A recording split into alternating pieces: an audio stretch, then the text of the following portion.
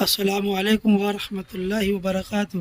ساتویں یہ بیان چل رہا ہے 7 ستمبر 2025 بعد فجر۔ بیان فرما رہے ہیں علم امیر حضرت جی مولانا اسعد صاحب۔ تو آئیے ہم اور آپ مل کر سنتے ہیں اس بیان کو، حضرت جی کیا فرماتے ہیں اپنے اس بیان کے اندر۔ تو آئیے لے چلتے ہیں آپ حضرات کو بیان کی طرف۔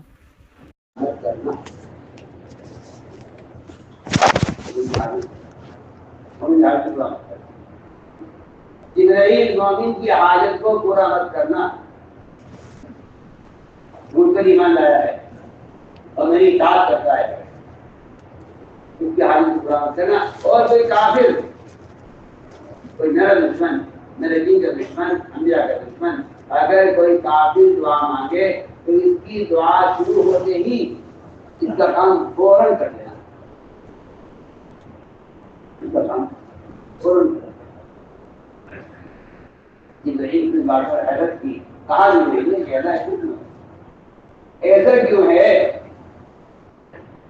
ایسا کیوں ہے جس کو آپ نے اپنے سے مانگنے کا حکم دیا ہے، جس کو آپ نے اپنے سے مانگنے کا حکم دیا ہے اور اس سے دعا کی قبولیت کا وعدہ بھی کیا ہے، اس کے بارے میں تو آپ کا حکم یہ ہے کہ اتحاد پوری ہوتا ہے۔ اور جس کو آپ کا دشمن، آپ کے دین کا دشمن، آپ کے انبیاء کا دشمن اور آپ کی ذات پہ لاؤ کرنے والا ہے، آپ کا حکم یہ ہے کہ اس کافر کی حاجت کو دعا شروع ہوتے ہی پوری کر دینا۔ ایک آدمی اگر میں جبرائیل بات یہ جبرائیل بات اسی طرح ہے، مجھے کافر کا مانگنا پسند نہیں ہے، اس کو مان دینا مجھے پسند ہے، اس کو مان دینا مجھے پسند ہے، اور مجھے مومن کا مانگنا پسند ہے، اس کو مان دینا مجھے پسند نہیں۔ آپ نے فرمایا ہے، حدیث ہے، فرمایا کہ جس کو مال دیتا ہوں جس کو نہیں دیتا، جس کو میں مال نہیں دیتا اس بندے سے مجھے زیادہ محبت ہے، میں جو رشوت کی اس کو میں مال دیتا ہوں۔ تو کیا آپ رشوت کو مان دیتا ہوں، مجھے اس سے زیادہ محبت اس آدمی سے ہے جس کو میں مان نہیں دیتا۔ سوال کیا آپ سے، آپ نے دیا، پھر سوال کیا، پھر دیا، پھر سوال کیا، پھر دیا، پھر آپ نے فرمایا کہ جو آج کی تعلیم کو میں مال نہیں دیتا وہ مجھے زیادہ محبوب ہے اس شخص سے جس کو میں مان دے رہا ہوں۔ معاملہ اللہ کا بھی بندے کے ساتھ یہی ہے کہ اللہ تعالیٰ کافر کے مانگنے پر اس کی حاجت کو پورا کرتے ہیں اور مومن کے مانگنے پر اس کی حاجت کو پورا نہیں کرتے۔ دو وجہ سے، پہلی وجہ تو یہ ہے، پہلی وجہ تو یہ ہے کہ اگر اس کی دعا پر میں نے اس کی حاجت پوری کر دی تو یہ دعا مانگنے چھوڑ دے گا۔ اس طرح صحت یاب ہونے کے بعد مریض دوا کھانا چھوڑ دیتا ہے، بہت آسان بن جائے۔ اس طرح مریض صحت یاب ہونے کے بعد دوا کھانا چھوڑ دیتا ہے۔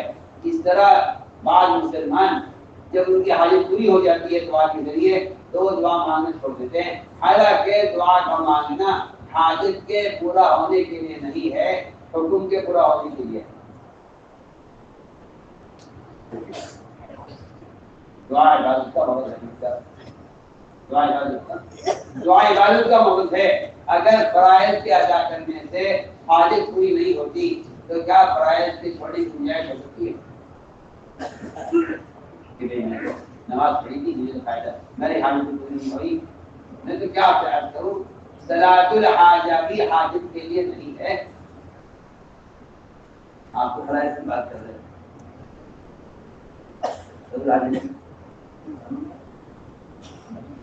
ہم کہاں سو رہے ہیں؟ ہم کہاں سو رہے ہیں؟ صلاۃ الحاجہ بھی حاجت کے لیے نہیں ہے۔ تو یہ صحیح میں کیا کہہ رہا ہوں؟ جو لوگ صلاۃ الحاجہ حاجت کے لیے پڑھتے ہیں وہ بڑے مقصد میں، جو لوگ صلاۃ الحاجہ حاجت کے لیے پڑھتے ہیں وہ بڑے مغالطے میں ہیں۔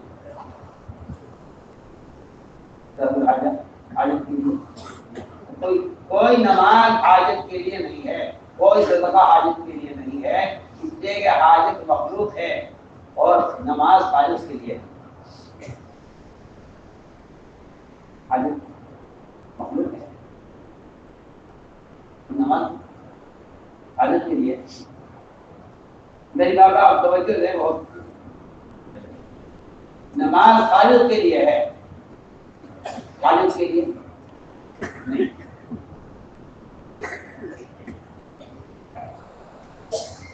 نماز کس کے لیے ہے؟ خالص کے لیے ہے۔ طرح نماز خالص کے لیے ہے، اس طرح دعا بھی خالص کے لیے ہے، اللہ کا امر مانگنے کا، اللہ کا امر ہے مجھے مانگنے کا۔ لوگ دل حاجت پڑھتے ہیں، دل حاجت پڑھتے ہیں، حاجت کیا ہے؟ اگر وہ حاجت پوری ہو جائے تب بھی اس دل حاجت چھوڑ دیتے ہیں، اور اگر حاجت پوری نہ ہو تب بھی اس دل حاجت چھوڑ دیتے ہیں۔ میں آپ کو آسان مثال دے رہا ہوں، وہ مریض اس کو دوا صحت یاب کرتے وہ بھی دوا کو چھوڑ دیتا ہے، وہ مریض اس کو دوا سے فائدہ نہ ہو وہ بھی دوا کو چھوڑ دیتا ہے۔ یہ معاملہ ہمارا دعا کے ساتھ ہے، جو معاملہ مریض کا دوا کے ساتھ ہے۔ آپ سمجھ نہیں میری بات۔ نماز حاجت کے لیے، تلاوت الحاجہ کیا مطلب ہے؟ تلاوت الحاجہ کا کیا مطلب بنا ہے اگر نماز حاجت کے لیے نہیں ہے؟ تو میں دیکھو، نماز حاجت کے لیے نہیں ہے، نماز اللہ کے قرب کے لیے ہے۔ نماز اللہ کے قرب کے لیے ہے، تو دو رکعت اللہ کے قریب ہونے کے لیے پڑھو، اور جب تم اللہ کے قریب ہو جاؤ تو پھر اللہ سے اپنی حاجت قریب کرو۔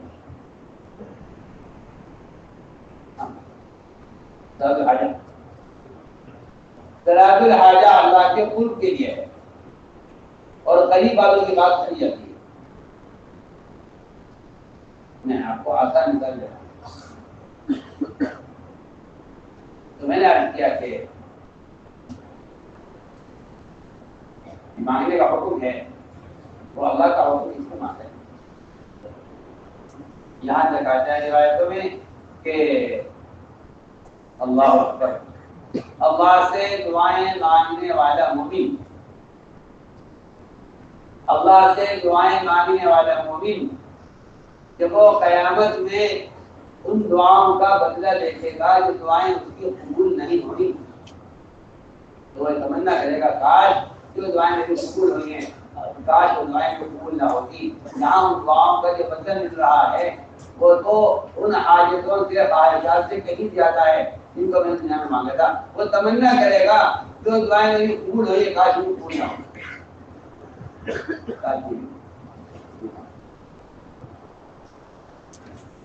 میں نے ایک دنیا کی بات آپ سے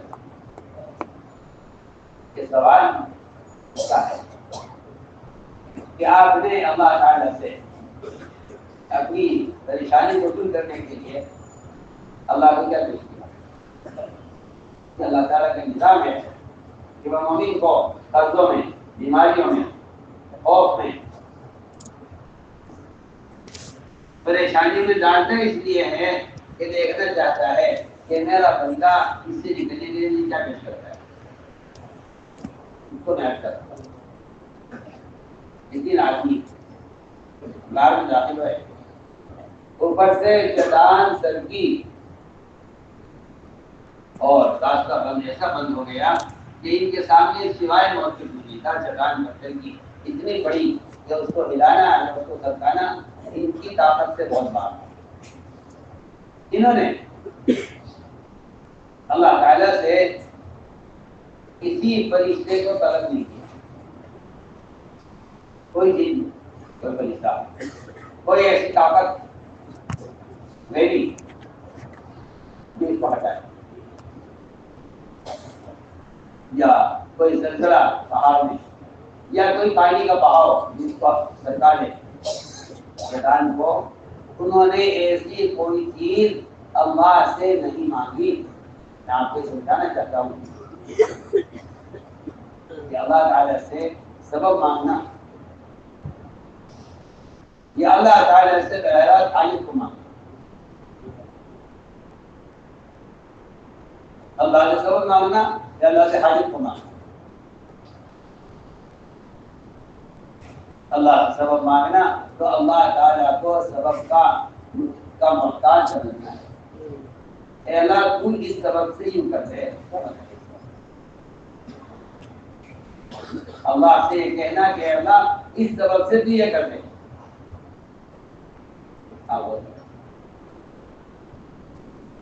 مسلم دعا میں ملے گا اللہم اغفر لنا بما شئت. اللہم اغفر لنا شر ما شئت. اے اللہ تو جس طرح چاہے ہماری کفایت کر, ہماری مدد کر, اس طرح بھی چاہے. اس لیے عجیب بات یہ ہے کہ اللہ تعالیٰ کے لشکر کو اللہ کی جگہ کو جانتے نہیں. کیا مطلب؟ اس کا مطلب یہ ہے کہ تم اللہ تعالیٰ سے کسی مسئلے کو حل کرانے کے لیے اس کے اسباب, اس کے کرنے کے راستے وہ تمہارے علم سے بالکل باہر ہیں. تم اللہ تعالیٰ کو کسی سبب کا پابند نہیں کر سکتے. تو میں نے عرض کیا کہ یہ بھی دنوں بعد پھنس گئے اور سوائے موت کے کوئی راستہ نہیں تھا. ان دنوں نے یہ آپ نے دیکھ کیا بہتر ہے کہ اس شیطان کے کو ہٹانے کے لیے اور یہاں سے نکلنے کے لیے کوئی راستہ نہیں ہے سوائے اس کے کہ تم اللہ کے سامنے اعمال پیش کرو جو تم نے اللہ کو راضی کرنے کے لیے مخلوق کی نفع کے کیے ہیں. جو یہ اصل بات ہے. نماز کا, ذکر کا, تلاوت کا, تہجد کا, عمرے کا, حج کا, زکات کا, روزے کا کوئی عمل نہیں پیش کیا. انہوں نے کوئی عمل نہیں پیش کیا.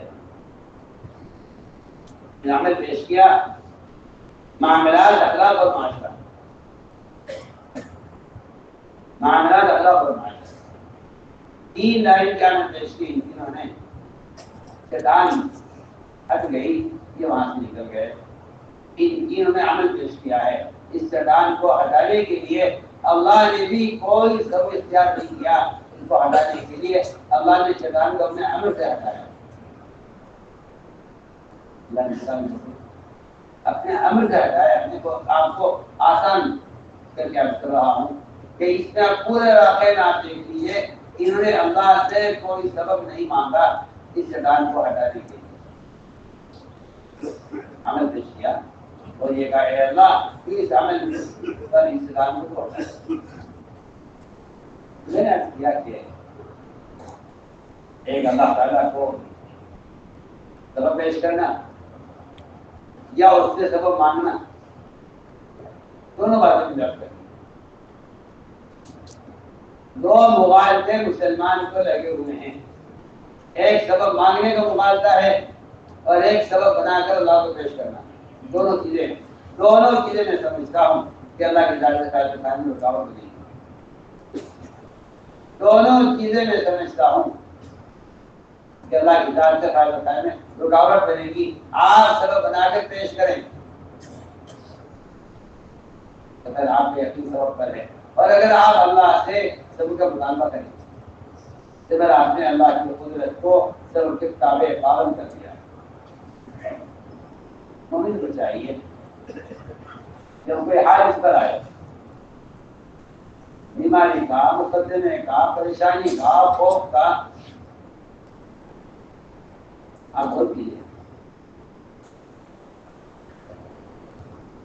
جب خودی کو ڈاکو نے قتل کرنے کا ارادہ کیا, اس نے 3 مرتبہ یا رحمان کہا.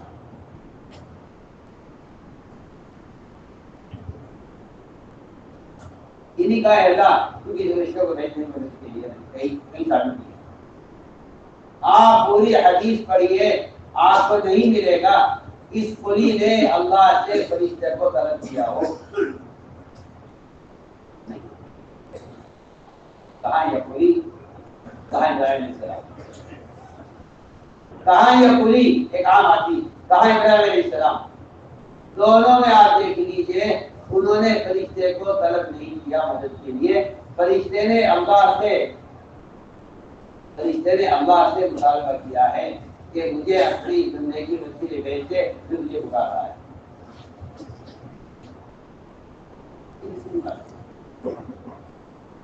انہیں یہ کہا اے اللہ کو فرشتہ بھیج نہیں مل جائے، کہا یا مولوی کو آویزی ایک روایت ہے، اس نے کہا یا رحمان، ساتویں آسمان کے فرشتے نے اللہ سے کہا کوئی آسمان کا دروازہ کھٹکھٹا رہا ہے،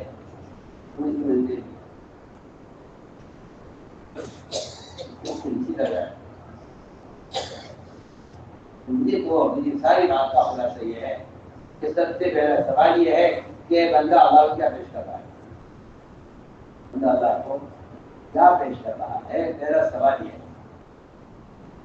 اگر بندہ اسباب بنا کے پیش کر رہا ہے اللہ کو تو میں آپ سے پہلے تکلف دیتا ہوں، میں کہتا ہوں کہ یہ تو کفار مشرکین مکہ بھی کیا کرتے تھے کہ وہ اسباب بناتے تھے اور کوشش کرتے تھے اور یہ کہتے تھے کامیابی اللہ کے ہاتھ میں ہے۔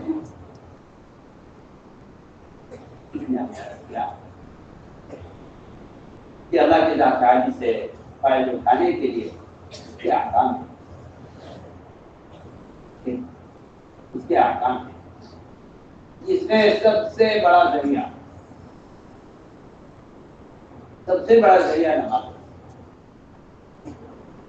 وجہ اس کی یہ ہے کہ نماز سے زیادہ قرب کا کوئی اور موقع نہیں ہے۔ معراج سے بڑھ کر قرب کا کوئی موقع نہیں ہے۔ مومن کی نماز کو معراج کہنے کا مطلب یہ تھا کہ اس سے زیادہ اللہ کے قرب کا اور کوئی موقع نہیں ہے۔ نماز کو مومن کی معراج کہا گیا ہے۔ کیا مطلب ہے؟ کہ کوئی عمل کوئی موقع یا کوئی موقع معراج نہیں سوائے نماز کے۔ مومن کی معراج ہے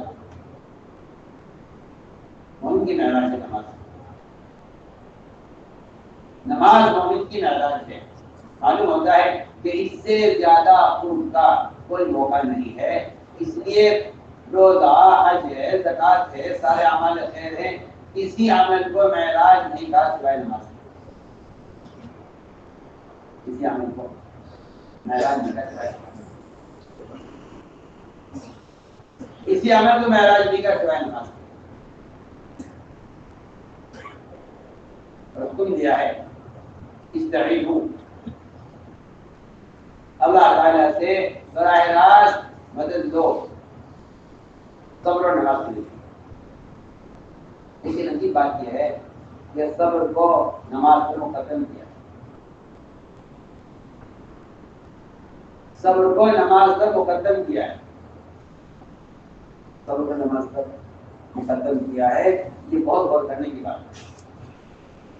صبر کو نماز پر مقدم کیا ہے، کیا وجہ ہے؟ کہ وجہ اس کی ہے کہ اگر آپ کے اندر صبر نہیں ہے، بہت عام بات کہہ رہا ہوں، اگر آپ میں صبر نہیں ہے تو آپ نماز کے ذریعے اللہ سے فائدہ نہیں اٹھا سکتے۔ صبر پر آپ ختم کیا تو میں نے سمجھتا ہے کہ صبر کا مطلب یہ ہے کہ آپ تکلیف برداشت کرتے رہیں، اللہ کے اس پر غور کرنا چاہیے۔ صبر کے 3 مرحلے ہیں، صبر کے 3 مرحلے ہیں، صبر کے 3 مرحلے ہیں۔ آخری مرحلہ ہے کہ آپ میدان میں جمیں اور باطل کا مقابلہ کریں، یہ آخری مرحلہ ہے۔ جو آدمی اس سے پہلے کے صبر کے 2 مرحلوں میں کامیاب نہیں ہوا وہ تیسرے مرحلے میں کامیاب نہیں ہو سکتا۔ آپ میری بات پر پوری توجہ دیں گے، میں بہت کچھ کہنا چاہتا ہوں۔ دیا ایک عام ذہن ہے مسلمانوں کا کہ آپ صبر کریں تکلیفوں پر، اور صبر کا پھل میٹھا ہوتا ہے. میں کہتا ہوں کہ اس صبر کا پھل کڑوا ہوتا ہے، اس صبر کا پھل کڑوا ہوتا ہے. اس میں مسلمان احکام توڑ کر کافروں کی گزارنے والی اذیتوں پر صبر کر لیتا ہے، برداشت کر لیتا ہے. اس صبر کا کوئی فائدہ نہیں، کوئی نتیجہ نہیں. اس صبر کا پھل کبھی ملتا نہیں. آپ کو میری بات کی طرف پوری توجہ دینی ہو. یہ بات آپ ہے بالکل. جو حالات حکم توڑنے کی وجہ سے آتے ہیں وہ صبر کرنے سے درست نہیں ہوتے. کیا آپ سے کیا حکم ہے؟ کافروں کا مسلمانوں پر تسلط، کافروں کا مسلمانوں پر تسلط. اب ان باتوں دھیان دیں گے. میں بہت اہم بات کہنا چاہتا ہوں. کافروں کا مسلمانوں پر تسلط اور کفار کا مسلمانوں پر مظالم کرنا، اس کی تو شکل ہے. ایک شکل یہ ہے کہ مسلمان اللہ کے احکام کو پورا کرے اور پھر کافر مسلمان پر مظالم کرے. اللہ تعالیٰ کفر کو پکڑ لیں گے اور مسلمان کو نجات دے دیں گے. فرعون کو پکڑ لیا اور بنی اسرائیل کو سمجھ کر کے آپ توجہ دیکھنے کی بات. ایک راستہ یہ ہے، ایک راستہ یہ ہے کہ مسلمان احکام چھوڑے، مسلمان احکام چھوڑے تو اللہ تعالیٰ ایسے مسلمانوں پر بھی کافروں کو مسلط کر دیتے ہیں.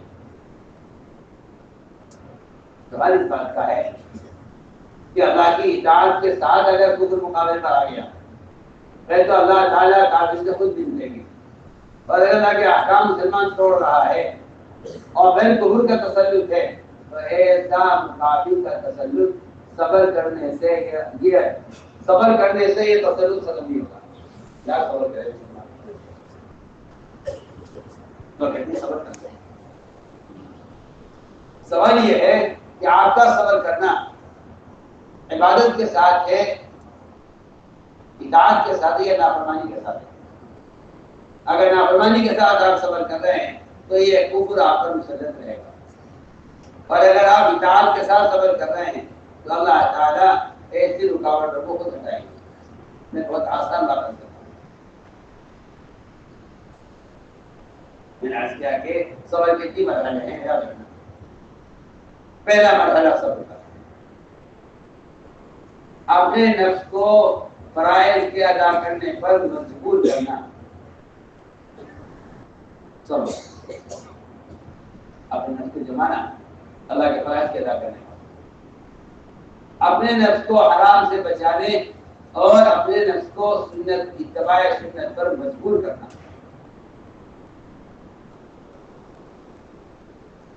یہ دوسرا مرحلہ ہے صبر کا. اگر یہ 2 مرحلے مسلمان اس میں کامیاب ہو جائے تو تیسرا مرحلہ ہے کفر کے مقابلے میں جمنا. یہ مطلب بنے گا صبر کرنے کا کہ اگر آپ صبر کرنے اہلیت صبر تو پھر جہاں صبر کی انتہا ہو جاتی ہے وہاں سے صبر کی ابتدا ہو جاتی ہے. یہ بہت بری بات ہے. لیکن مسلمان احکام توڑے پھر کافروں سے اس کو اذیت پہنچے، پہلی اللہ سے کافروں کی شکایت کرے اور یہ کہے کہ میری مدد کیوں نہیں ہوتی ہے. سوال اس بات کا ہے کہ آپ پر کفار کا تسلط آپ کی بے دینی کی وجہ سے ہے، دینداری کی وجہ سے ہے. اگر مسلمان پر کافر کا تسلط دینداری کی وجہ سے ہے تو اللہ کافر سے زندگی دیں گے، اور اگر کافر کا تسلط مسلمان پر مسلمان کی بے دینی کی وجہ سے ہے تو یہ صبر کرتا کرتا کرتا قبر تک پہنچ جائے گا. اس کے صبر کا میدان ختم ہوگا. اللہ نے فرمایا اس فرو اللہ تصبرو، صبر کرو یا نہ کرو تمہارے لیے برابر ہے. کتنے نے اشتہار کیا کہ اللہ تعالیٰ نے قرآن میں صبر کو نماز پر مقدم کیا، صبر کو نماز پر مقدم کیا، صبر کو نماز پر مقدم کیا ہے، استعینوا بالصبر والصلاۃ، کہ پہلے صبر ہے نماز۔ کیا مطلب اس کا صاف ہے، بالکل ناٹ کر چکا ہوں کہ صبر کا پہلا مرحلہ ہے اپنے آپ کو حرام سے بچانا۔ اس طرح نماز پر طہارت مقدم ہے، اور طہارت شرط ہے نماز کے لیے، طہارت شرط ہے نماز کے لیے۔ تو میں بالکل اسی طرح مومن کے لیے وضو اور غسل سے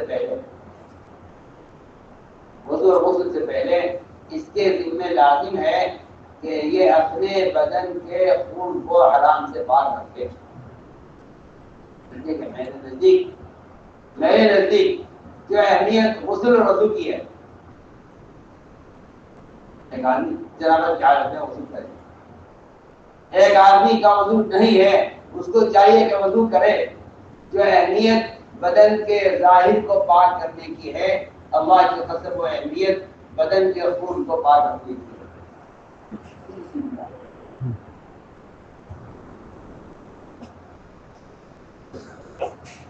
آپ کھال کے اندر، کھال کے باہر کے حصے کو ایک کپڑے کے دو رخ ہیں، ایک کپڑے کے دو رخ ہیں، ایک کپڑے کے دو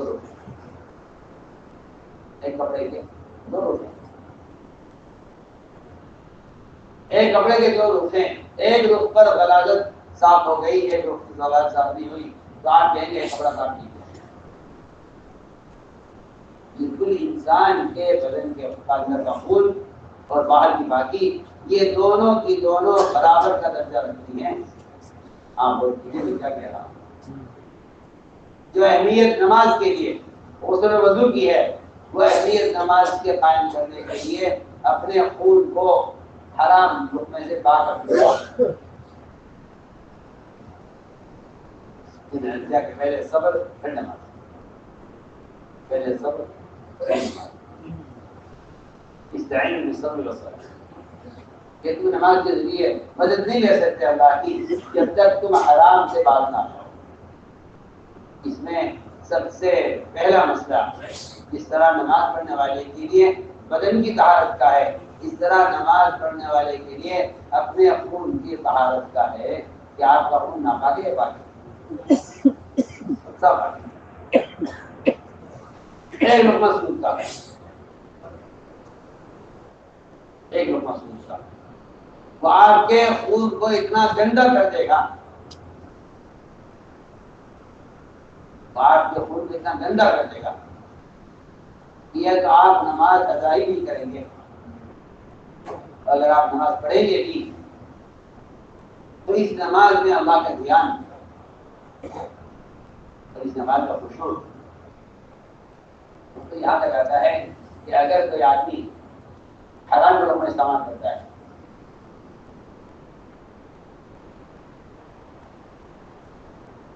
اگر گائے میں حرام لوگوں میں استعمال کرتا ہے، اللہ کا حق مار کر جھوٹ کے ذریعے یا بندے کا حق مار کر جھوٹ کے ذریعے،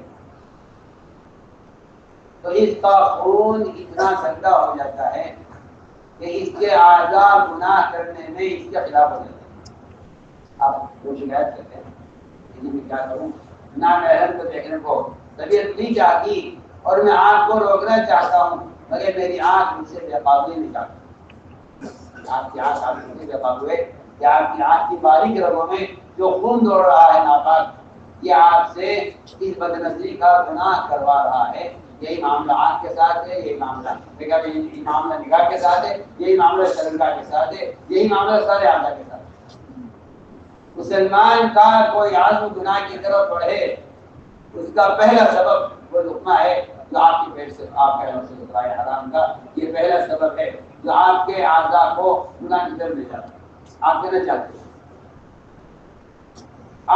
چاہتے ہوئے آپ نہ چاہتے ہوئے کہ آپ کے اعضاء کو گناہ میں مبتلا کرے گا، یہ آپ کے اندر کا گندا خون ہے جو آپ سے گندا عمل کروا رہا ہے.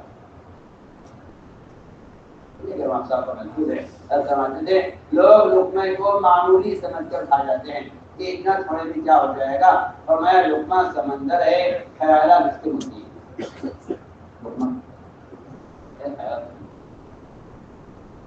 لقمہ سمندر ہے خیالہ رشتے ہوتی ہے. جیسی غذا ہوگی ویسا خیالات ہوگی. لقمہ سمندر ہے خیالہ رشتے ہوتی ہیں. لوگ لقمے کو معمولی سمجھ کر کھا لیتے ہیں، اس سے کیا ہو جائے گا. حرام کا پیٹ، حرام چیز پیٹ بھر کر کھانا ضروری نہیں ہے.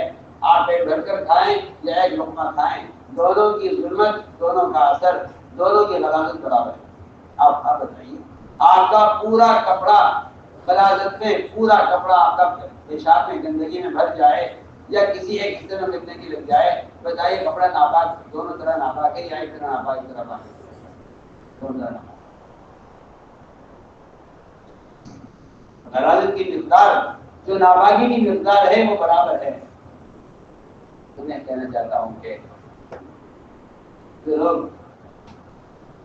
اللہ کے یہاں اپنے عمل کو قبول کروانا چاہتے ہیں، ایک سوال آپ سے کرتے ہیں. آپ اگر گندے پانی سے وضو کریں، ناپاک پانی، آپ ناپاک پانی سے وضو کر کے نماز پڑھیں، آپ کا دل یہ کہے گا کہ نہیں میں نماز نہیں ہوئی ہے کیونکہ میں نے اس پانی سے وضو کیا ہے، پانی ناپاک تھا. آسان بات. میں کہنا چاہتا ہوں کہ آپ جو ہے تمام پاک پانی کا اپنی وضو کی طہارت کے لیے کر رہے ہیں، وہ اہتمام آپ کو اپنے خون کو پاک رکھنے کے لیے کرنا پڑے گا. اس کے بغیر آپ نماز کا خشوع محسوس نہیں کر سکتے. بھائی پکی چکی بات. جو اہتمام آپ غسل وضو کے لیے پاک پانی کا کر رہے ہیں،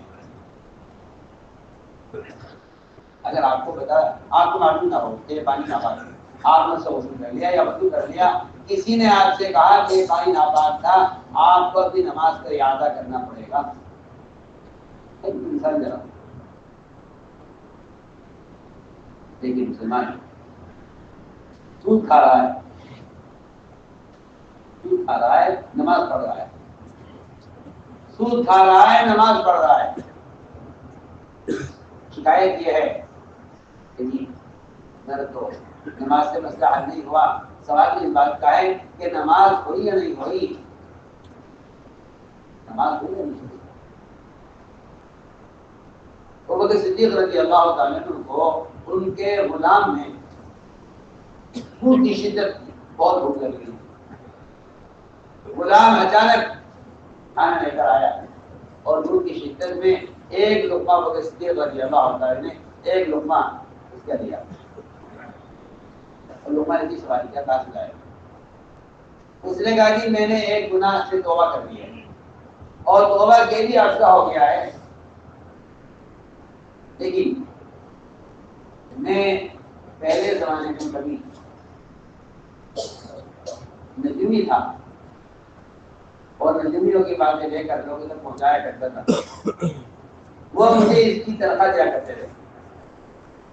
میں نے یہ کام تو چھوڑ دیا، لیکن آج میرا وہاں سے گزر ہوا تو انہوں نے مجھے اس زمانے کی رکی ہوئی تنخواہ اور میری مزدوری آج مجھے دی، مگر میں نے تمہاری توبہ کر دی. بات آپ یاد رکھیے، کمائی کے غلط نقشوں سے، کمائی کے غلط نقشوں سے اگر آدمی توبہ کر لے تو اس سے غلط کمانے کا گناہ معاف ہوتا ہے، غلط کمائی معاف نہیں ہوتی.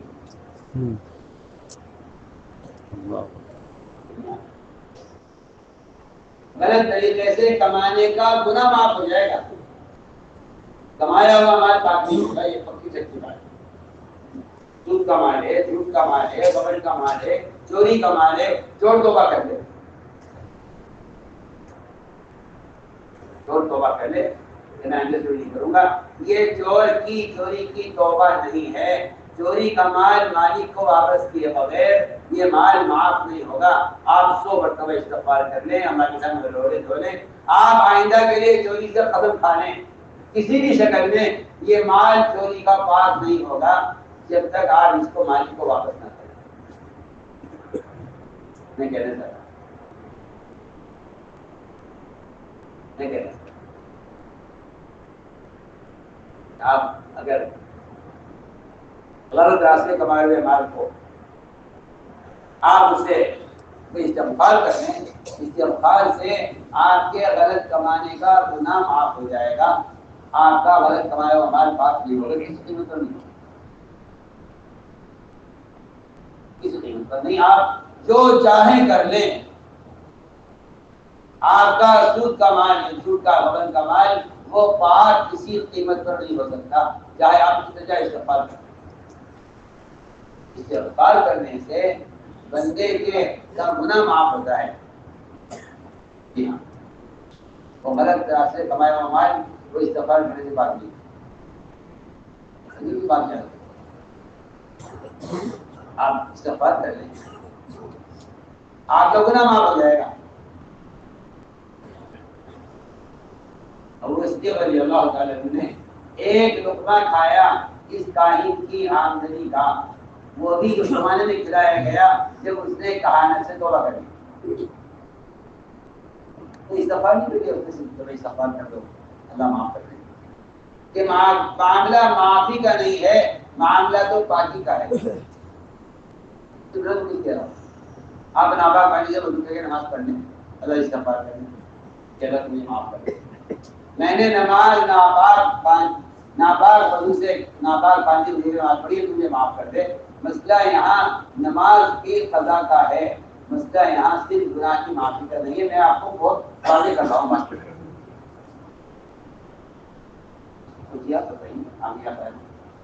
آپ استغفار کر لیں, آپ کے ناپاک پانی سے وضو کرنے کا گناہ معاف ہو جائے گا. آپ کے دل میں جو نماز ہے وہ نماز استغفار کرنے سے معاف نہیں ہوگی. کیا پتا کریں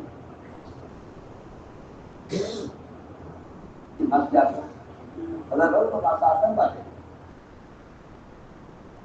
آپ نے ناپاک پانی سے وضو کیا ہے, آپ کے ذمہ یہ نماز آپ کے سر پر لٹکی ہوئی ہے قیامت تک, جب تک آپ اس کو ادا نہ کریں. بہت آسان نظام ہے. اللہ تعالیٰ نے یہ لقمہ کھا کر استغفار نہیں کیا کہ اللہ میں نے یہ لقمہ کھا لیا غلطی سے, مجھے معاف کر دے. مسئلہ مغفرت کا نہیں ہے, مسئلہ طہارت کا ہے. میں کچھ کہہ رہا ہوں, مسئلہ صرف مغفرت کا نہیں ہے, مسئلہ طہارت کا ہے. آپ توجہ دیں, میں کچھ بول رہا ہوں. مسئلہ طہارت کا ہے. ابوبکر رضی اللہ عنہ نے سوال کیا غلام سے, کہاں سے لائے؟ کہ وہ پرانے زمانے کے پیسے رکھے ہوئے تھے, کہانت کی آمدنی ہے. ابوبکر رضی اللہ عنہ نے صرف استغفار نہیں کر لیا کہ اللہ سے معافی نہیں مانگی, بلکہ اس لقمے کو طے کے ذریعے پانی پی کر اس کو اپنے معدے سے نکالا. اس کو جیسے کوئی آدمی اپنے برتن کو صاف کرتا ہے بار بار, اگر برتن میں کوئی گندگی لگ جائے وہ اپنے برتن کو صاف کرتا ہے. اس طرح ابوبکر رضی اللہ عنہ پانی پی کر اس لقمے کو باہر نکال رہے تھے. کہ اپنے معدے کو اس سے خالی کرنا ہے قبل اس کے کہ یہ میرے بدن کا حصہ بنے, اس کو مجھے باہر نکالنا ہے. لوگوں نے لقمہ دیکھا, کہیں میں نکلا پانی کے ساتھ, تو چھوٹا سا لقمہ تھا. لوگوں نے کہا جی اس طرح سے کہ آدمی کی کوشش ملتی ہے, فرمایا میری جان لے کر نکالتا تو اس کو نکالتا.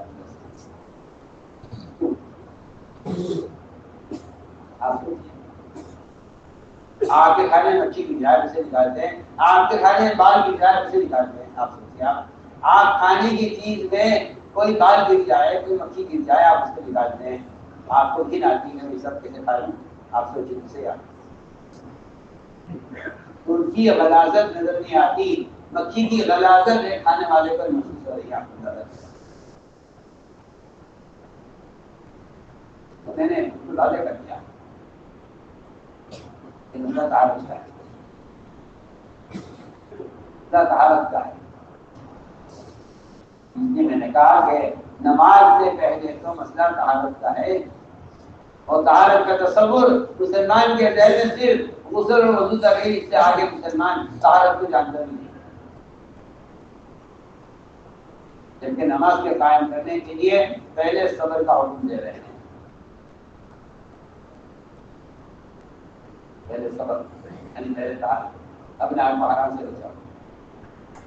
اگر کوئی شخص کسی سے مال قرض بھی لیتا ہے تو میں قسم کھا کر کہتا ہوں کہ قرض لیا ہوا مال بھی اگر حرام مال ہے یا کافر سے لیا ہوا ہے،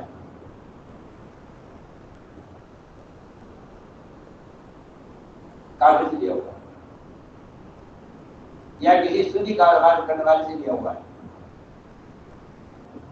یا کسی غبن کرنے والے یا حرام راستے سے مال کمانے والے سے آپ نے قرض لیا ہے، تو یہ قرض لیا ہوا مال جو آپ واپس کر دیں گے، یہ مال بھی آپ کے اعمال کو برباد کے بغیر رہے گا نہیں، اپنے اثرات چھوڑ کے جائے گا۔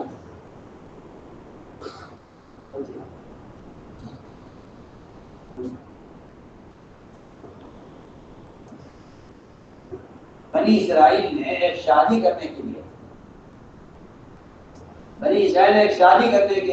اچانک ضرورت پیش آ گئی مال کی، ایک شادی کرنے کی، انہوں نے قیمتیوں سے سونا بطور قرض لیا،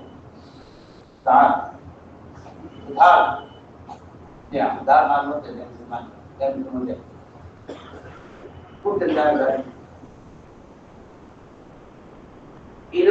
قیمتیوں سے ادھار سونا لیا تو واپس کرنا تھا، شادی ہو گئی، یہ سونا رکھا رہ گیا، دیں گے جب دیں گے واپس کریں گے جب واپس کریں گے، اسی میں حالات بدل گئے، فرعون اپنے لشکر کے ساتھ غرق ہو گیا، موسیٰ علیہ السلام اپنے بنی اسرائیل کو لے کے پار ہو گئے دریا سے، ممالک رہ گیا، اب تو مر گئے، ان کا مال تھا، اب کام واپسی ہوگی اس کی، آپ لوگ بہت سے وہ حقوق دبا لیتے ہیں مسلمانوں کے جو حق والے مر چکے ہیں، حق والے مر چکے ہیں، وہ کہتے ہیں تو مر گئے، تو کوئی پوچھنے والا بھی نہیں ہے اور ان کی کوئی اولاد بھی نہیں ہے،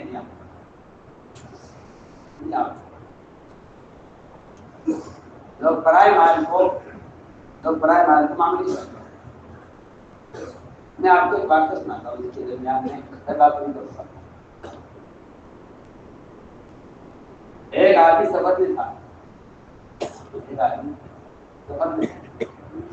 رہے ایک آدمی سفر میں تھا، رات کو کئی بیان کیا کسی کرائے کے مکان میں، اس زمانے میں پرانے زمانے کی بات، کچے مکانات ہوا کرتے تھے، کچے مکانات مٹی کا ہوتے تھے، پرانے زمانے کی بات ہے، کرایہ پر مکان لیا، ایک دن کے لیے اس میں ٹھہرا، وہاں سے اپنے گھر کو خط لکھنے جاتا، اس نے ہمارے کا قلم لکڑی کا سیاہی وہ اس نے قلم میں سیاہی لگائی اور اس سے اس نے لکھا خط، تو وہ اچانک قلم سے سیاہی کاغذ پر گر گئی، ایک خطرہ ٹپک گیا کاغذ پر، اس کو سکھانے کے لیے اس نے اپنے ناخن سے کچے مکان میں سے ایک ذرا سی چٹکی مٹی کی وہ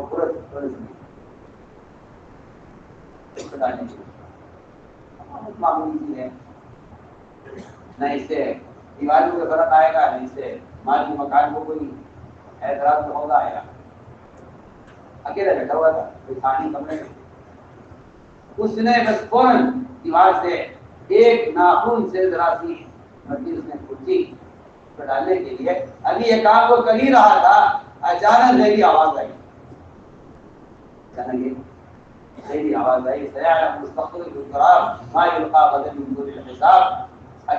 آواز آئی کہ اس مٹی کی چٹکی کو ہلکا سمجھنے والا چلو قیامت میں دیکھ لے گا کہ اس کو اس کا کتنا نفائدہ پتا ہے.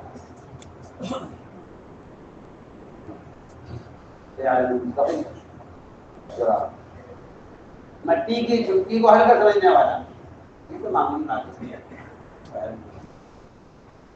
عنقریب جان لے گا اس مٹی کی چٹکی کو ہلکا سمجھنے والا. جسے ناخن بھر مٹی چٹکی ہے کرائے کے مکان سے کرائے کا مکان کرائے کا میں چلے گا قیامت میں. کل پتہ چلے گا قیامت میں کہ آپ کو اس کا حساب مجھے لگا چکانا ہے. میں اس کی مثال آپ کو دینا جب مسلمان قرض مال کی مستقبل سے نہیں لے گا یا قرض مال کی حلال نہیں لے گا تو جو مال حرام دیا گیا ہے قرض کے طور پر وہ قرضہ تو آپ واپس کر دیں گے لیکن اس مال کے اثرات باقی رہیں گے.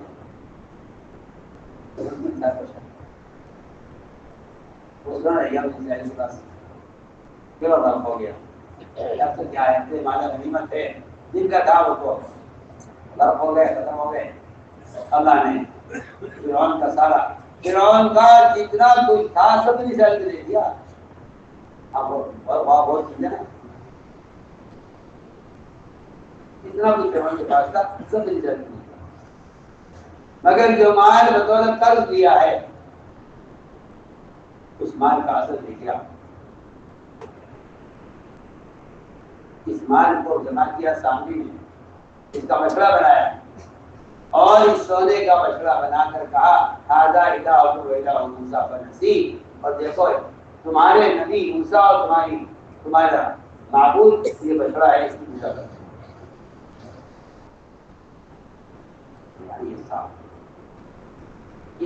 اس مال ہمارے مستعار میں اور اس قرض مال نے سارے بنی اسرائیل کو جمع کر دیا. بشرے کی پوجا پر آج سے نظر کریں کہ کیا حاصل اس مال کا ہے. تو میں نے عرض کیا کہ سوال اس بات کا ہے پہلے کہ آپ کھا کیا رہے ہیں. سوال اس بات کا آپ کھاتے کیا ہیں.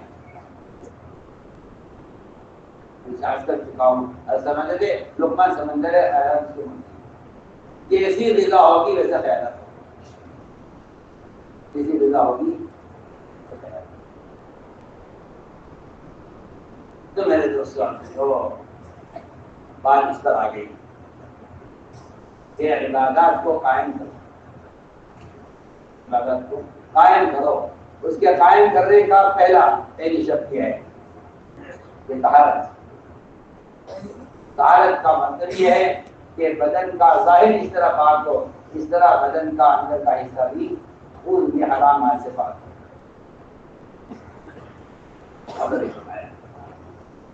نماز قائم کرو میری یاد کے لیے. اس لیے قائم شدہ نماز وہی ہے. قائم شدہ نماز وہی ہے جو نماز مومن کو منکر سے روکتے. اس طرح کلمے کا اخلاص ہے کہ حرام سے روکتے اس طرح نماز کا اخلاص ہے کہ حرام سے روکتے. نماز حرام سے روکتے. فرمایا کہ جس شخص کی نماز اس کو گناہ سے نہیں روک رہی ہے وہ اپنی نماز میں گناہ کے اسباب تلاش کرتے ہیں. تو گناہ کے اسباب تلاش کرتے ہیں معاشرے میں حالات میں ذرائع میں نہیں. میں کچھ اور کہہ رہا ہوں باہر کے حالات کتنے بھی گناہ کے ہوں سب سے بڑا سبب گناہ میں مبتلا ہونے کا وہ نماز کا بگڑنا ہے. ایک مومن کے گناہ مبتلا ہونے کا سبب اور ایک مومن کے گناہ سے نہ بچنے کا جو سبب ہے وہ سب سے بڑا سبب نماز ہے. ہمارے بھائی اس آدمی کے نماز کا ظاہر بگڑا ہوا ہوگا میری بات کو جو سنی پڑے گی بہت. اس آدمی کے نماز کا ظاہر بگڑا ہوا ہے اس کے اعضاء کھل کر گناہ کریں گے.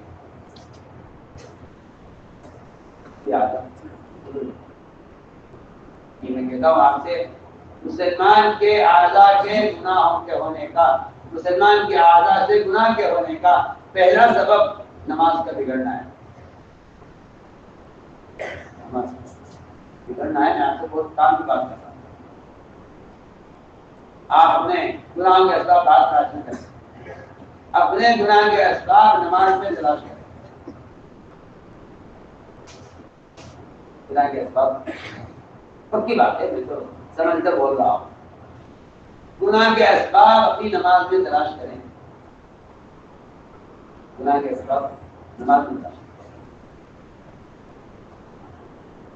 گناہ کے اسباب نماز میں تلاش کیجیے. دیکھا خدا کی قسم یہ بات ناممکن ہے کہ کسی کی نماز کامل ہو اس کا دین ناقص سے بات ناممکن ہے. یہ بات ناممکن بات ہے. کسی کی نماز کامل ہو اس کا دین ناقص سے نہیں ہوتا. اور یہ بات ناممکن ہے کہ کسی آدمی کی نماز کامل ہو پھر اس سے کوئی گناہ ہو جائے. یہ ناممکن بات ہے. یہ ناممکن بات ہے. اس لیے اپنے گناہوں کے اسباب نماز میں تلاش کرو. گناہوں کے اسباب نماز میں تلاش کرو. آپ سے کہتا ہوں کہ نماز میں جو عزو اپنی جگہ نہیں ہے، وہ عزو نماز سے باہر کسی گناہ میں مبتلا ہو جائے گا. ہاتھ ہے، پیر ہے، آنکھ ہے، اگر یہ نماز میں رخ پر نہیں ہے. آپ کہتے ہیں نماز میں اگر آدمی دیکھ لے، نماز میں اگر کوئی نظر سے ادھر دیکھ لے تو نماز ہو جاتی ہے. میں کہتا ہوں ہاں نماز آپ کی ہو جائے گی. میں کہتا ہوں نماز آپ کی ہو جائے گی، مگر اللہ کی قسم یہ نماز اس قابل نہیں ہوگی جو آپ کی نظر پر نامحرم سے ہٹا دے. یہ نماز نہیں تو پکی بات. سوال نماز ہونے کا نہیں ہے، سوال تو نماز کی خاصیت کا ظاہر ہونا ہے. سوال نماز کے ہونے کا نہیں ہے، سوال نماز کے ہونے کا نہیں ہے، سوال تو نماز کی خاصیت کا ظاہر ہونا ہے. پکی بات. جائز ہے کہ آپ نماز میں ادھر ادھر دیکھ سکتے ہیں، جائز ہے. مگر میں کہہ رہا ہوں کہ جو آدمی نماز میں اپنی نظر کو سجدے کی جگہ نہیں رکھے گا، اس کی نماز، اس کی آنکھ نماز سے باہر نامحرم کو دیکھے گی. تو جناب اللہ بول رہا بیت اللہ کو دیکھنا سوال ہے. بیت اللہ کو ایک نظر آپ ڈالیں بیت اللہ پر. میں کہتا ہوں اگر 1,00,000 مرتبہ آپ نے غلط سچی ہے نا بیت اللہ کو دیکھا ہے تو 1,00,000 مرتبہ میں ہر مرتبہ میں آپ کو 30 نیکیاں مل رہی ہیں بیت اللہ کو دیکھنے.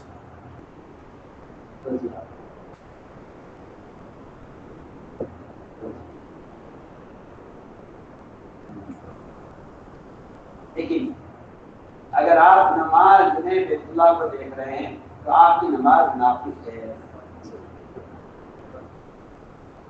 آپ کی نماز ناقص ہے. اگر آپ بیت اللہ کے سامنے کھڑے ہو کر نماز بیت اللہ کو دیکھ رہے ہیں تو آپ کی نماز ناقص ہے.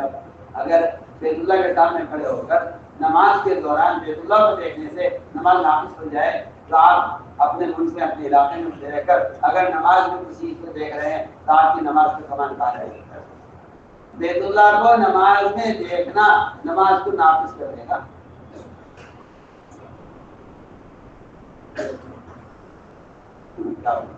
نہیں، بیت اللہ کو دیکھنے کی اجازت نہیں ہے نماز میں. نماز میں اگر آپ بیت اللہ کے آگے کھڑے ہیں، بالکل اس کی دیوار کی جڑ میں آپ کھڑے ہیں، تبھی آپ کو حکم یہ ہے کہ آپ کی نظر سجدے کی جگہ پر رہنی چاہیے.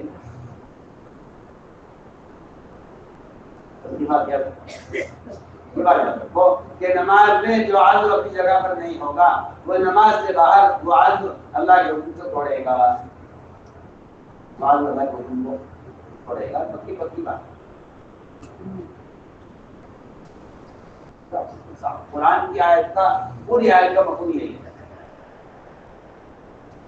اقیم الصلاۃ لذکری کہ نماز قائم کرو، نماز قائم کرو 24 گھنٹے میری یاد پیدا کرنے کے لیے،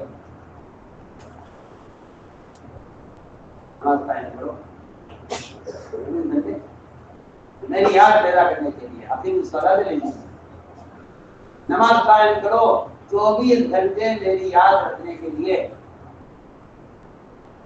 میں کچھ کہہ رہا ہوں، اقیم الصلاۃ لذکری، نماز قائم کرو۔ اگر تم نے نماز کو قائم کر لیا تو میں تمہیں 24 گھنٹے یاد رکھوں گا گناہوں میں تمہیں 24 گھنٹے یاد رکھوں گا گناہوں کے موقع پر، تمہیں گناہ کے موقع پر میں یاد آؤں گا۔ اور اگر اس کی نماز ناقص ہوگی، اسے گناہ کے دوران اللہ یاد نہیں آئیں گے، وجہ اس کی یہ ہے کہ جو اللہ کے سامنے کھڑے ہو کر بھی اللہ سے غافل ہے، وہ گناہ کو اللہ کیسے کر دے گا؟ میں بہت اہم بات کر رہا ہوں، جو اللہ کے قریب ہو کر اللہ کو یاد نہیں کر رہا نماز میں، وہ گناہ کے وقت اللہ کو یاد کیسے کر دے گا؟ آپ دیکھیں نا میں کیا بول رہا ہوں۔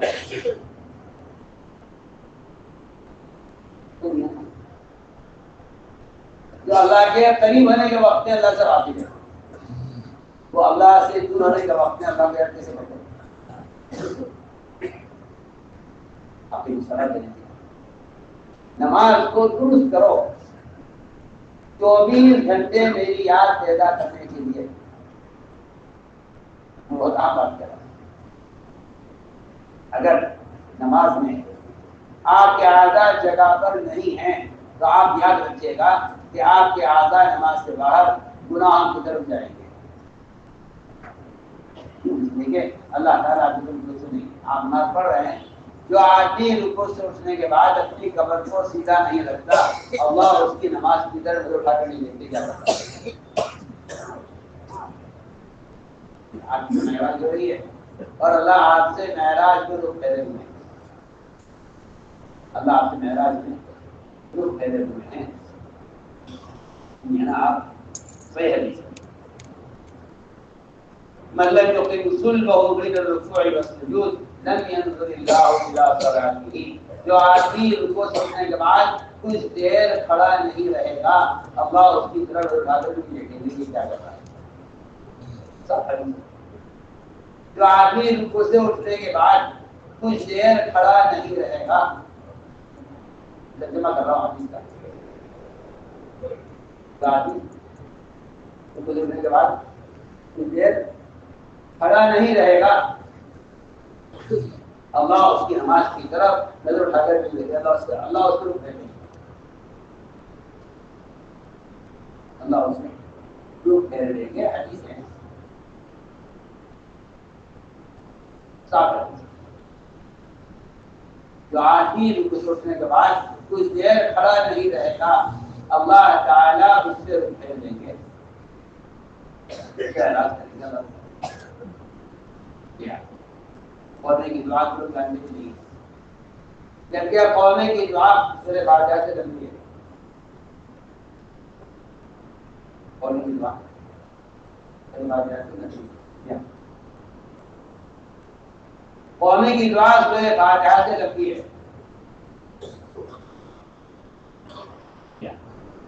ربنا لك الحمد حمدا كثيرا طيبا مباركا فيه من السماوات والارض وما بينهما من ما شئت من شيء بعد اهل الثناء والكبرياء والمجد احق ما قال العبد وكلنا لك عبد لا مانع لما اعطيت ولا معطي لما منعت ولا راد لما قضيت ولا ينفع ذا الجد منك الجد۔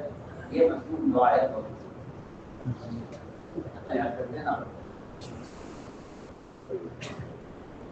یاد کرتے ہیں۔ ایک ایسا دھوکہ شیطان نے دیا ہے، کیا پڑھے لکھے اور کیا عوام سب کو دھوکہ دیا ہے۔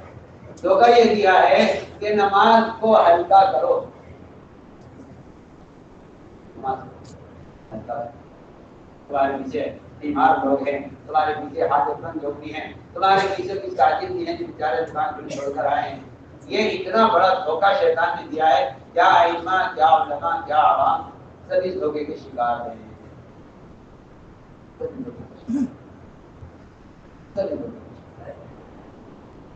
میں آپ سے عام بات کروں، اس دھوکے کے سب شکار ہیں۔ من اما بقول فلیخفف، امام کو چاہیے نماز ہلکی پڑھائے. یہ بات وہ کرتے ہیں جن کے دلوں میں نماز کا استحباب ہے. نماز کا استحباب، حالانکہ نماز کے استحباب حرام ہے. نماز کے استحباب حرام ہے. یہاں توجہ سے بات کرتے ہیں. نماز کو ہلکا سمجھنا حرام ہے.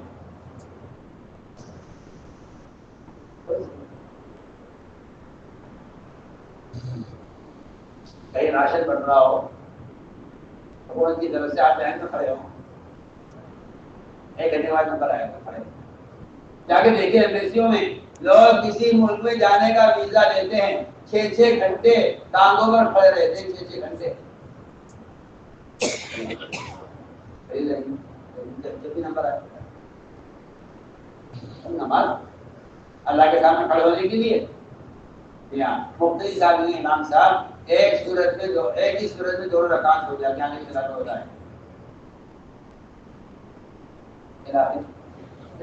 ہے. اگر آپ ایک صورت 1 رکعت پڑھیں، عمر رضی اللہ تعالیٰ عنہ پورے سورہ یوسف پڑھتے تھے فجر کی نماز میں، آخر سب تک ہر سمجھ کر رونے کی آواز پڑتی. وجہ یہ ہے کہ یہ مسیح میں تاجر بن کر آیا ہے، عالم بن کر آیا ہے، اس سے نماز سے مناسبت نہیں ہے. اس کو نماز سے مناسبت نہیں ہے، اس لیے اس کا کہنا یہ ہے کہ نماز ہلکی پڑھاؤ. آپ کے پیچھے بیمار لوگ بھی ہیں، حاجت مند لوگ بھی ہیں، دعافا بھی ہیں، بوڑھے بھی ہیں. آپ کو یہ حدیث تو معلوم ہو گئی ہے، آپ کو یہ معلوم نہیں ہے کہ یہ حدیث کس وقت کی ہے. من اما بقوم فلیخفف، نماز چاہیے امام کو ہلکی پڑھائے. یہ حکم کس وقت دیا گیا تھا؟ سارے مفتیوں کے امام معاذ بن جبل رضی اللہ تعالیٰ عنہ، انہوں نے عشاء کی نماز میں سورہ بقرہ پوری پڑھی.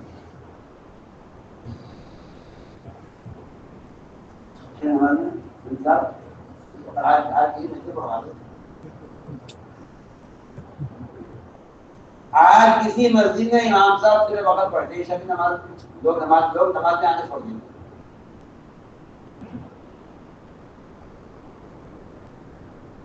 وہ دار مفتی اعظم ہے، سورہ بقرہ 28 سپارے کی صورت ہے.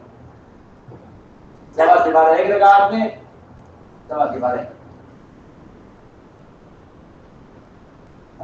سب نے نماز پڑھی، شوق سے پڑھی. بات اشکال کیا ہوا؟ اشکال کہاں ہوا؟ آپ کو بہت بڑے قصت نہ رہا.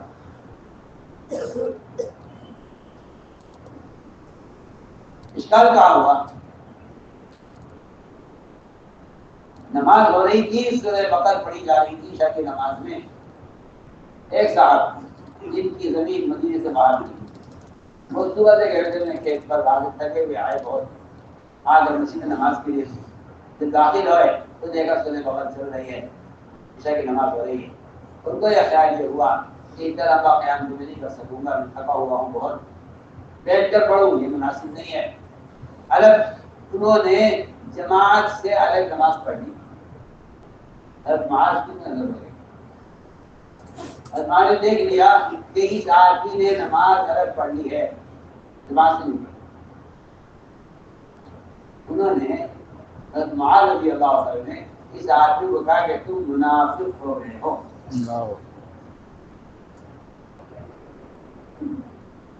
منافق نماز پڑھتی کہ نہیں؟ منافق اس لیے ہو گئے ہو کہ تم نے نماز الگ پڑھی ہے، جماعت سے نہیں پڑھی.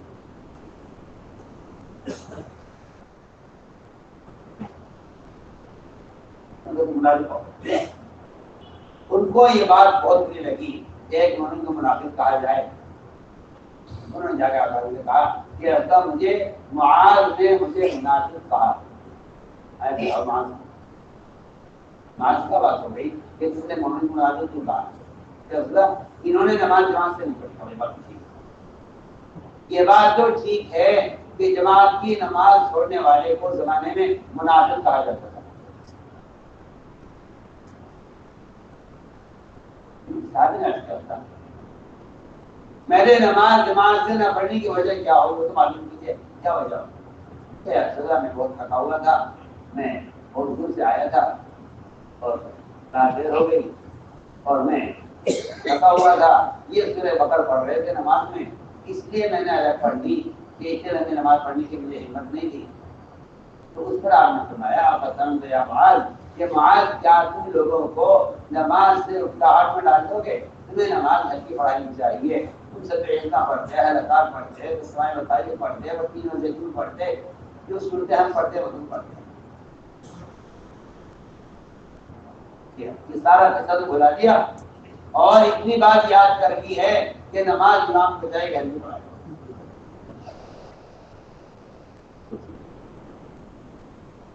میں نے عرض کیا کہ آپ کی صلاۃ کی کہ آپ نماز کو قائم کیجیے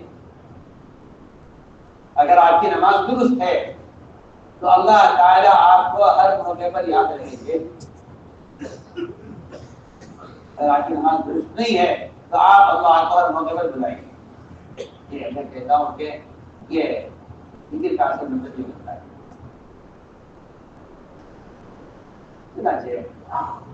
میں نے عرض کر دیا کہ اصل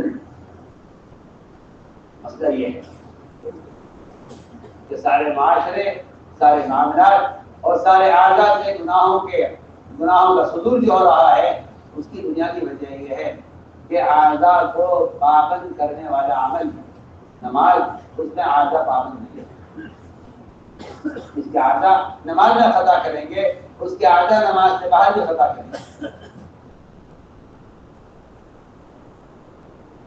اس لیے عبداللہ مسعود اور ابن عباس دونوں فرماتے ہیں رضی اللہ عنہما کہ جس آدمی کی نماز اس کو منکر سے نہیں روکتی اس کی نماز اس کو اللہ سے دور کر دی رہتی ہے بلکہ اللہ سے نماز کا بگڑنا اللہ سے دوری کا سبب ہے اس طرح نماز کا بننا اللہ کے قرب کا سبب ہے جس کو آپ بگاڑ لیں تو اللہ سے دور ہو جائیں جس کو آپ بنا لیں تو اللہ کے قریب ہو جائیں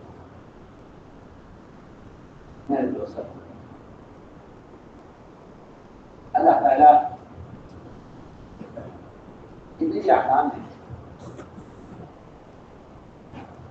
جتنے بھی احکام ہیں وہ سارے احکام انسان کے فطری تقاضوں کے خلاف ہیں تجارت کا تقاضا نماز پر دین کا تقاضا نماز پر بھوک کا تقاضا روزہ پر مال کا تقاضا زکات پر خواہش کا تقاضا زنا حرام مال کی محبت چوری حرام اتنی آپ دیکھ لیجیے کہ اصل سارا آخرت کا جو کامیابی کا جو مدار ہے آخرت کامیابی کا جو مدار ہے وہ دنیا میں اپنی چاہتوں پر اللہ کی چاہت کو مقدم کرنا بس ساری آخرت کا مدار ہے آپ کے طرح مدار کہ اپنی چاہت کو قربان کرو اللہ کی چاہت اللہ تعالیٰ کیا میں آپ سے عرض کروں اللہ تعالیٰ نبیوں کا بھی امتحان دے دیتے ہیں اس میں کہ انہیں میں کوئی چیز کوئی عجوبہ انہیں ایسا دیتا ہوں جس کو میں دیکھ کر میں دیکھتا ہوں کہ یہ مجھے کتنا یاد رکھتے ہیں مسلمان کو زیارت میں رکھ کے نماز بھول جائے زیارت رکھ کے نماز بھول جائے اللہ نے امتحان دیا صلی اللہ علیہ وسلم امتحان یہ دیا کہ اللہ تعالیٰ نے بہت ہی خوبصورت ریشم سے زیادہ نرم بال اور انتہائی خوبصورت ایسے عجیب و غریب گھوڑے پیدا کیے اللہ نے جو اپنے بازوں پر ہوا میں اڑتے تھے سواری کو لے کر علیہ السلام ان گھوڑوں کو دیکھ رہے تھے ان کا معائنہ کر رہے تھے اور اللہ تعالیٰ کی قدرت اور اللہ کی طرف سے بنایا ہوا ایک عجوبہ دیکھ رہے تھے اس کو دیکھتے دیکھتے خیال نہیں رہا کہ عصر کی نماز کا وقت لگے کوئی ضرورت سورج غروب ہو گیا، عصر کی نماز حضرت سلیمان علیہ السلام کی قضا ہو گئی ان گھوڑوں کا معائنہ کرنے میں۔ سوال اس بات کا ہے اگر نماز کا قضا ہونا تو ایک حادثہ ہو گیا، کامیابی یا ناکامی کا سوال اس پر ہے۔ اگر آپ اس نماز کے قضا ہونے پر اتنے پریشان ہو جائیں، اتنا غمگین ہو جائیں کہ آپ گھوڑوں کو کاٹ کے ختم کر دیں، تب تو ہم آپ کی نہ نماز کو ضائع ہونے دیں گے اور آپ کا یہ آپ کی غفلتی معاف کر دی جائے گی۔ ایک قسم کا ہوا مسلمانوں کی عمل کے ضائع ہونے پر ایسا غم کرتے ہیں جیسا ان کے کسی اہل کا اور کسی کے گزار کے انتقال ہو گیا ہو، باقی ان کو ہوتا ہے نماز کو قضا ہونے۔ ایک قسم وہ ہے مسلمان کی جن کی نماز قضا ہو جائے تو وہ یہ کہتے ہیں کوئی بات نہیں ہے، نماز قضا ہو کے تو بعد میں پڑھیں۔ سوچیے آپ، میں آپ کو 3 مثالیں پیش کرتا ہوں، 3 مثالیں پیش کرتا ہوں۔ پہلی مثال صلیح علیہ السلام، انہیں اس بات کا بہت غم ہوا کہ ان گھوڑوں کو دیکھنے میں عصر کی نماز پڑھا، حالانکہ گھوڑے نہ تجارت کے تھے، نہ تجارت کے تھے نہ سواری کے تھے، یہ تو ایک خوبصورت چیز دیکھنے کے لیے اللہ نے بنائی تھی، اس کو دیکھنے میں مشغول ہو گئے، اثر قضا ہو گیا۔ میں اتنا غم تھا ان کو کہ تلوار منگوائی اور ان گھوڑوں کے پیر کاٹ دیے اور سب کو ختم کر دیا، ان کی نسل باقی ہے کہ ان کی وجہ سے نماز قضا ہو رہی ہے، ان گھوڑوں کو کاٹنا ختم کر دینے سے۔ اس سچے غم پر اللہ نے سورج کو واپس نکالا،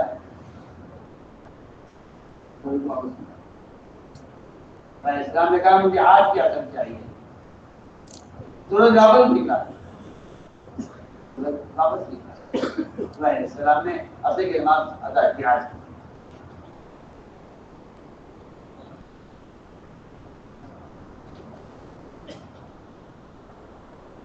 یہاں تو سلیمان نبی ہیں، بہت اہم باتیں بات کر رہا ہوں، سلیمان نبی ہیں، عصر کی نماز قضا ہوئی اور اس کا غم ہوا۔ وہاں ایک صحابی اپنے باغ میں نفلیں پڑھ رہے تھے، نفلیں پڑھ رہے تھے اور نفلیں پڑھتے پڑھتے اچانک نظر پڑی پرندے پر جو انگور کی بیل سے انگور کھا رہا تھا، اس کے جو خوبصورت منظر تھا اس کو دیکھنے میں یاد نہیں رہا کہ نبی کی کون سی رکعت ہے، حالانکہ فرض نہیں تھا، وہ بھول گئے رکعت 3 ہوئی یا 4 ہوئی یا 2 ہوئی یا 1 ہوئی، ان کو یاد نہیں رہا کہ نفل نماز پڑھ رہا ہوں کون سی رکعت ہے، یاد نہیں رہا۔ ہمارے اگر فوری وہاں ہوتا تو کہتا دنیا مالی پہ عمل کر لو، ایسے نفلیں ہیں تو فرض تو ہے نہیں، جانے کیا پریشانی کی بات ہے۔ آج کل نوافل کو لوگ اتنا ہلکا سمجھتے ہیں، حالانکہ نوافل فرائض کی تکمیل کے لیے اور نوافل کی کثرت بندے کو اللہ کے اتنا قریب کر دیتی ہے، اللہ فرماتے ہیں اس کا عذاب بن جاتا ہے۔ بلکہ قرآن نے جو نوافل کو فرائض پر مقدم کیا ہے، قرآن نے نوافل کو فرائض کیا، قرآن نے نوافل کو فرائض پر مقدم کیا ہے، اور اس لیے کیا ہے کہ اگر نوافل کا تمہارے اندر اہتمام نہیں ہے تو تمہارے فرائض بھی ضائع ہو جائیں گے۔ نوافل کو فرائض پر مقدم کیا، قرآن کہتا ہے حافظوا علی الصلوات والصلاۃ الوسطی۔ عباس فرماتے ہیں کہ صلاۃ الوسطی سے ابن عباس رضی اللہ تعالیٰ عنہ کہ صلاۃ الوسطی سے یہ 5 فرائض مراد ہیں، اسی کے مراد نہیں ہے۔ سب کا قول یہ ہے کہ صلاۃ الوسطی سے امام مراد ہے، وہ کہتے ہیں صلاۃ الوسطی سے 5 نمازیں مراد ہیں، فجر، ظہر، عصر، مغرب، عشاء۔ اور صلوات سے نماز سے پہلے رات کے نوافل سنتیں بتا دیں. قرآن کہہ رہا حافظوا علی الصلوات، اہتمام کرو نوافل کا. اگر نوافل کا اہتمام کر رہے ہو تو ساتویں تھا بیان عالم امیر حضرت جی مولانا سعد صاحب کا. تو اس بیان کے متعلق آپ کی جو بھی رائے ہو آپ اپنی رائے ہمارے ساتھ ضرور شیئر کریں. پھر ملیں گے اسی طرح اور کوئی نئے بیان اور کوئی نئی اپڈیٹ کو لے کر.